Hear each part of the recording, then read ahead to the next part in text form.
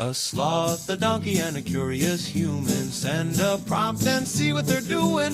One hits record with a question on his mind. Two brothers pick it up, see what they find. Corn takes his time, Herman's got the facts. Back and forth, they never hold back. My weird prompts, come on in, that's where we begin. My weird prompts, glad you're here.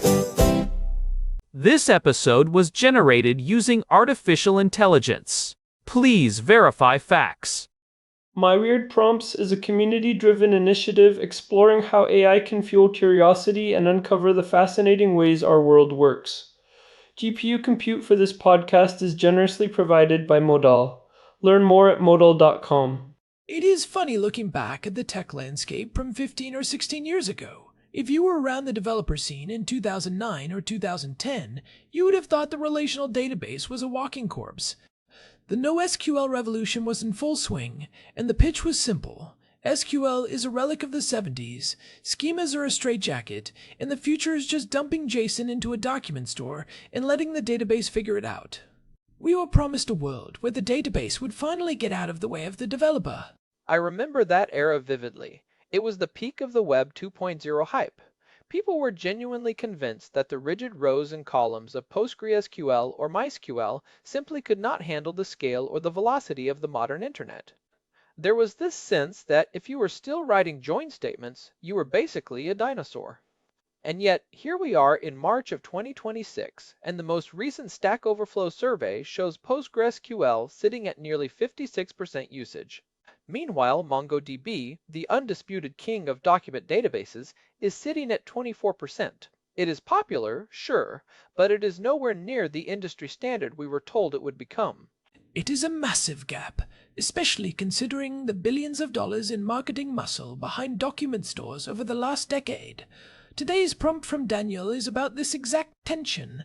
He wants us to dig into why document databases like MongoDB are still chasing SQL after all these years, where they actually fit in a world that is increasingly dominated by AI and machine learning, and what the landscape looks like beyond just the big green leaf logo. I am Herman Poppleberry, and honestly, this is one of my favorite topics because it is a story about how the industry learned that structure actually matters. Daniel's prompt touches on something deep.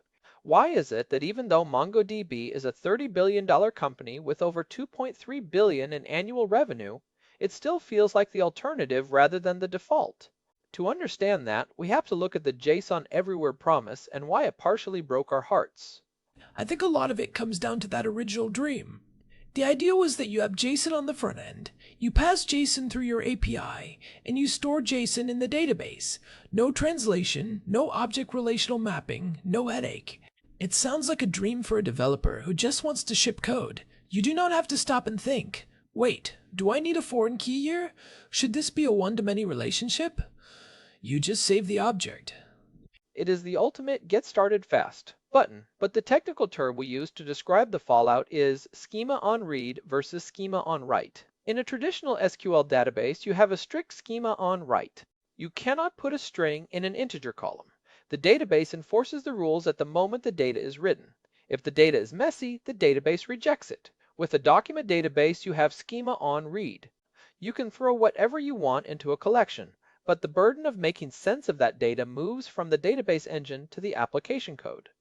And that is where the wheels usually fall off for large teams, right? You end up with a collection where half the documents have a field called user_id, and the other half have a field called user_id in camel case, because a developer changed their mind 3 years ago, and nobody ran a migration. Or worse, you have a field that is supposed to be a price, but in 10% of the documents, it is a string instead of a number. That is the operational nightmare. The friction you save at the beginning of the project is often paid back with interest, plus a massive penalty 2 years later when you are trying to run a report and your application keeps crashing because it encountered a document it did not expect.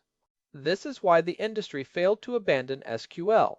We realized that schemas are not a straitjacket, they are a safety harness. Andy Pavlo, the database professor at Carnegie Mellon, noted in his 2025 retrospective that while MongoDB is still a powerhouse, the just use Postgres movement has become the dominant philosophy, because Postgres eventually learned how to do everything Mongo could do, but with the safety of SQL. Which brings us to the actual business of MongoDB. Even if it is not the #1 database, it is a massive business. You mentioned the $30 billion market cap. Their recent earnings for the third quarter of fiscal 2026 showed that Atlas, their cloud platform, now makes up 75% of their total revenue. That is a huge shift from a few years ago. It is the managed service era. People are not just downloading the community edition and running it on a server in their basement anymore, they are paying for a highly integrated managed experience. But that success came with a cost, specifically the licensing drama that reshaped the entire market. Back in 2018, MongoDB changed their license to the Server-Side Public License, or SSPL. They did this to stop companies like Amazon from taking the open source code, wrapping it in a service, and selling it without giving anything back to MongoDB Inc. And that single move created a massive rift in the ecosystem, didn't it? Because the SSPL is not recognized as, truly, open source by the Open Source Initiative, it forced the hands of the major cloud providers. They could not just use the latest MongoDB code for free anymore. Right. It turned MongoDB from a community standard into a proprietary product owned by one company. And the industry responded by building compatibility layers. This is where it gets really interesting for the technical crowd. You have Amazon Document DB and Azure Cosmos DB with a MongoDB compatible API. They are essentially telling developers, keep writing your code using the MongoDB drivers you love, but run it on our proprietary engines that we control. And now we have a new player that is even more disruptive. You were telling me about FerretDB 2.0. Yes, this is a huge development from just a few weeks ago. FerretDB 2.0 is a fully open source alternative that uses Microsoft's Document DB project, which Microsoft actually open sourced in early 2025 to run MongoDB queries on top of PostgreSQL. Think about the irony there. We have come full circle. We are now building document databases that are actually just fancy translation layers sitting on top of the very SQL databases they were supposed to replace. FerretDB is claiming performance boosts of up to 20 times for certain workloads compared to their previous versions. So, if I am a developer, I can have the MongoDB API I like, but the data is actually sitting in a Postgres table. Why would I want that instead of just using native MongoDB? Because it gives you the best of both worlds. You get the flexibility of the document model for your application code, but you get the reliability, the ecosystem, and the boring technology, stability of Postgres for your storage. Plus, you avoid the licensing lock-in of MongoDB Inc. This is the multi-model convergence we keep seeing. PostgreSQL's JSON-B support effectively neutralize the primary reason people use to leave SQL. JSON-B allows Postgres to store decomposed binary JSON, index it, and query it with performance that often rivals native document stores. So if Postgres can do JSON, and these new document stores are just running on Postgres anyway, why does MongoDB still have that $30 billion market cap? Is it just momentum and better marketing? It is more than that. MongoDB still offers a developer experience that is incredibly polished. Their query language is very intuitive for people coming from a JavaScript or Python background. And for certain types of data, the document model is genuinely superior. Think about a product catalog for an e-commerce site. One product might have a screen size and a battery capacity, while another product is a pair of shoes with a size and a material. Trying to model that in a relational way often leads to the entity, attribute, value, pattern, which is a notorious performance killer in SQL. In a document store, you just have a product document with whatever fields that specific product needs. It is clean. That makes sense.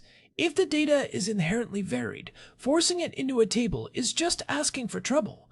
But let's pivot to the AI side of things. Daniel asked specifically about AI and machine learning pipelines. We keep hearing that AI is the big driver for the next decade of database growth. How did document databases fit into a RAG pipeline? This is where document databases have found a second life. In a retrieval augmented generation pipeline, you are dealing with a lot of semi-structured data. First, you have the raw documents, PDFs, web scrapes, Slack transcripts. These are not rows and columns, they are blobs of text with varying metadata. Storing these in a document database is very natural. Right, you might have metadata like the author, the date, and a list of tags. But the core content is just a big chunk of text. But the real value comes after you pass that text through a large language model. The response from an LLM often comes back as a JSON object. It might contain extracted entities, sentiment scores, summaries, and confidence intervals. If you are iterating on your AI agent, you might change your prompt tomorrow to include a new field, like detected language or urgency score. In a SQL database, adding those fields means a database migration every time you tweak your prompt. In a document store, you just save the new JSON. It allows for a much faster iteration cycle in the research and development phase of AI. But what about vector search? Every database company on the planet, including MongoDB, added vector search to their marketing materials over the last 2 years. MongoDB Atlas Vector Search is a big part of their pitch now. Is it actually the right tool for the job? It is what I call a good enough feature. If you are building a simple recommendation engine or a basic chatbot, and you are already using MongoDB Atlas, then using their built-in vector search is a no-brainer. It keeps your architecture simple because you do not have to sync data between your primary database and a separate vector database. You avoid the two-database problem. But there is a but coming. I can hear it in your voice. There is a big but. For high-performance, massive-scale AI applications, we are seeing a lot of teams move toward dedicated vector databases like Weaviate or Pinecone, or even specialized Postgres extensions like pgvector. The reason is that vector search is computationally expensive. It requires specific types of indexing like HNSW, hierarchical navigable small worlds. While MongoDB has added support for this, a dedicated engine is often more optimized for the high-dimensional similarity searches that power complex AI. MongoDB is trying to be a one-stop shop, but there is always a trade-off when you try to be everything to everyone. It feels like document databases are in this weird middle ground. They are not as strict or globally dominant as SQL, and they are not as specialized as the new vector or graph databases. They are the versatile utility players. That is a great way to put it. And we should mention that there are other players in this space beyond the big green leaf. Apache CouchDB is still very relevant for specific use cases. It has a unique replication protocol that makes it great for offline-first applications.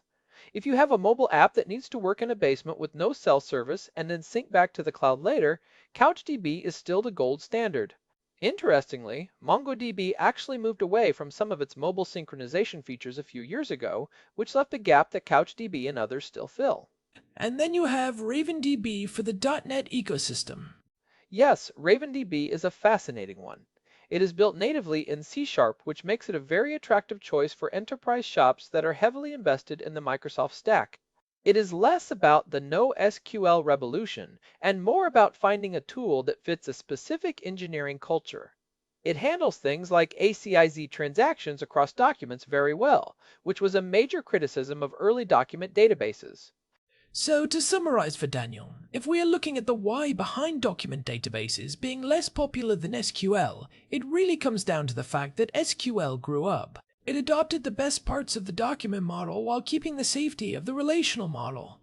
Never underestimate the ability of an incumbent to adopt the features of its challengers. SQL has been dominant for 40 years for a reason, but the NoSQL label itself has basically died. We do not call them NoSQL databases much anymore because they all support some form of structured querying, and most SQL databases now support unstructured data. The walls have crumbled. It is just about the data model now. Do you want to think in terms of relations and tables, or do you want to think in terms of hierarchical documents? Let's talk about the specific decision matrix. If I am starting a project today, how do I choose? I think the first question you should ask is, how much do I care about the relationships between my data points? If your data is highly relational, meaning you have users who have orders, which have line items, which point to products, which have suppliers, you are going to have a miserable time in a document database. You will end up doing joins in your application code, which is slow, error-prone, and essentially means you are trying to reinvent a database engine in your Python script. That is a classic mistake. I have seen teams spend months trying to optimize application-side joins when a single SQL query would have solved it in milliseconds. But if your data is self-contained, meaning a single document holds almost everything you need to know about that entity, then a document store shines. A user profile is a great example. You fetch the user ID, and you get their settings, their preferences, and their history all in one go. If you can fetch one document by its ID and have all the information you need to render a page, that is a huge performance win. And for the AI side? For AI, the rule of thumb is use a document store for your metadata and your model outputs. When you are storing the results of an LLM call, you often do not know what fields you will need 6 months from now. You might want to start tracking the latency of the call, the version of the prompt used, the token count, and the specific model temperature. In a SQL database, adding those columns one by one is a chore. In a document store, you just start saving them. The speed of iteration is your biggest advantage in a fast-moving field like machine learning. But do not choose it just because it says vector search on the box. Correct. Choose your database based on how you need to store and query your primary data. If 90% of your work is relational, use Postgres and add pgvector. If 90% of your work is messy, evolving JSON, use MongoDB and use their Atlas vector search. Do not let the AI hype dictate your core storage architecture. I want to go back to something you mentioned earlier about the database of databases. Do you think we are heading toward a future where the underlying engine does not matter at all? Where we just pick an API, whether it is SQL or Mongo, and the cloud provider figures out how to store it? We are definitely seeing a convergence. The database of the future probably does not care whether you store a row or a document. It will just be a storage engine that provides different views of the same data. But for now, the underlying storage architecture still matters for performance.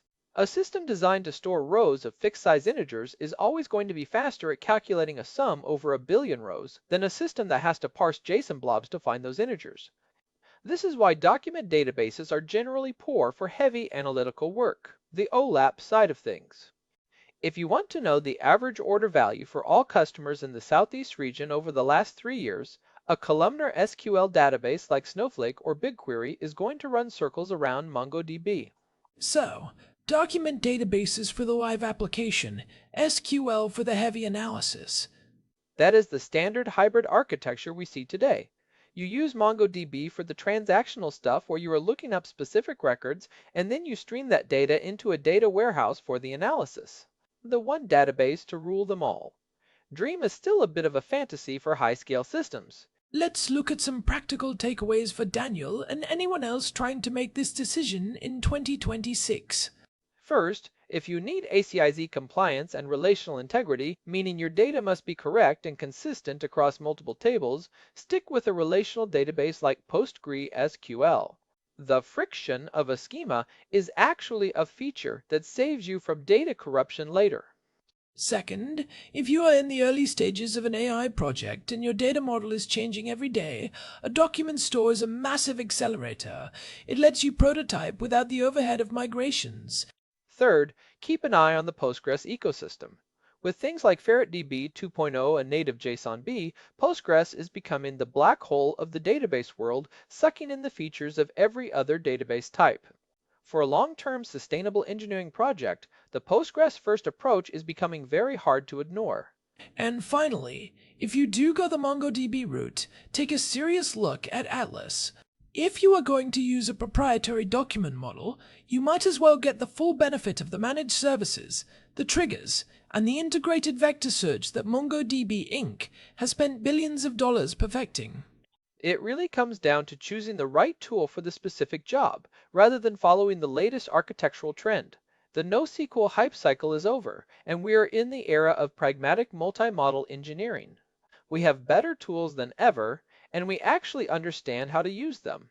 I think Daniel will appreciate that breakdown. It is a much more nuanced picture than the SQL is dead headlines we used to see back in 2010. It is a much healthier place for the industry to be. We have moved past the tribalism of SQL versus NoSQL and into a place where we can talk about performance trade-offs and developer experience. Alright, that about does it for our deep dive into the world of document databases. This has been an interesting one to track, especially seeing how the licensing drama really shaped the competitive landscape we see today. It is a reminder that in tech, the business model often dictates the architecture as much as the technical requirements do. When the license changes, the code follows.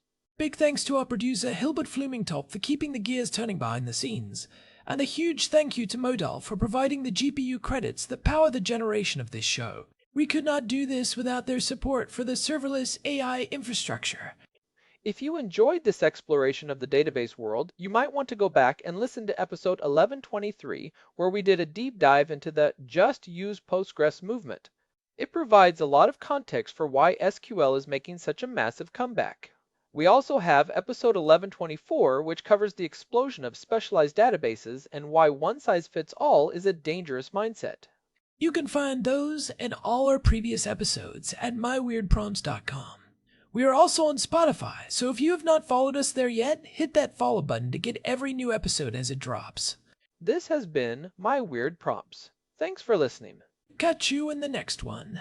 This episode was generated using Gemini Flash 3. Text-to-speech engine was Chatterbox. Thanks for listening to our show, My Weird Prompts, where our thoughts go from slow takes to facts on cue. We change and follow through. My Weird Prompts, that's the close from sloth, from man, from long-eared host. My Weird Prompts, until next time, stay curious, keep